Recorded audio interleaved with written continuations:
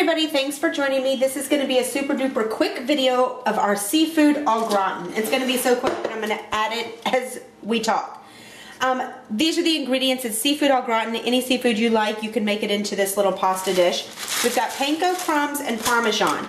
We're going to set this aside because we're going to mix it last and top it. We've got about a half a pound of shrimp, and you can look at the measurements, and I'm going to do this instead of stopping and starting. I'm going to pour it, mix it all at one time. We've got a half, and that was a, oh, I don't want to lose that little niblet. That was a half a pound. We got crab soup, lobster bisque, whatever type of seafood this you get in the freezer section. It's really good. You can do 15 to 18 ounces. I'm doing it because I want to save money. If I was to buy lobster, it'd be quite expensive, or even just crab meat is almost $15. This is $7, and it's going to give me some nice chunks. So basically put this uncooked, I just defrosted it. This, you get them in the freezer section. Any flavor, doesn't matter.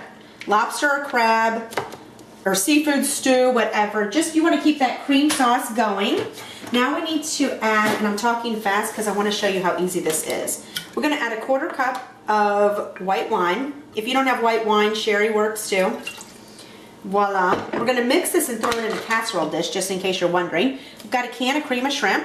Boop, boopy doo. Yeah, I did not say that this was diet food, but you could probably tweak it. That may not come out. Oh, there it goes. Love that. Like, kind of, as it starts to plop out. Come on. This is just a cream of shrimp. This is Campbell's cream of shrimp. Perfect, perfect. We're moving right along. Now, you want to go boil your pasta. We're going to add it to the same area, but boil your pasta because we're going to mix it all together. Now, the last thing we need in this dish, or no, that's not the last thing. There's one more thing. We need 2 cups of shredded cheddar.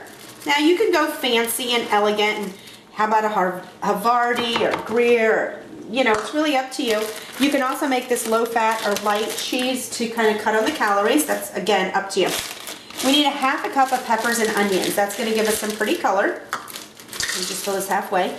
You know that if you have watched any videos, my staple, everybody has their own little staples in the kitchen.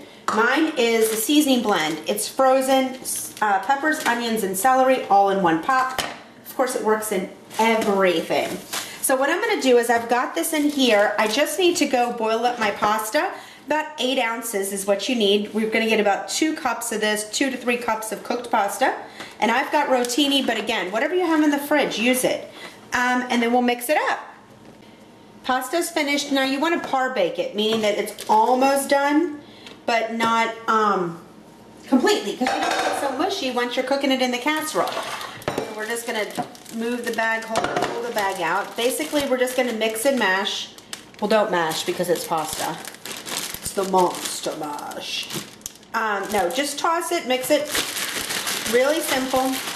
Get all those yummy ingredients all well blended. You're my favorite type of sauce. And it's one thing that I really don't know how to make well, is shrimp sauce. You know, the kind you get at the Japanese restaurant? Oh, God, and I know it's fattening because it's made with mayonnaise, and well, it's primarily made with mayonnaise, but I love, love, love that, and this reminds me of it. Okay, so we've got our dish. Don't need to coat it, but that's really up to you what kind of dish. I'm using a glass dish, so I'm not going to coat it. I'm going to go ahead and pour my mix. Since you're mixing it in a bag, now for those that aren't, the beauty of building it in a bag is, 1, you buy the bag holder, and since I invented it, that's very cool. But 2 is, if I wasn't ready to make this, I just wanted to whip this up in the morning when I got up over my cup of coffee, I can.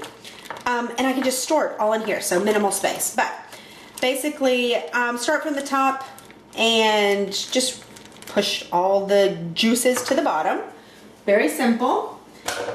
And make sure it is coated evenly. Do you see how this is looking? Ooh. You're gonna really love it when it's done.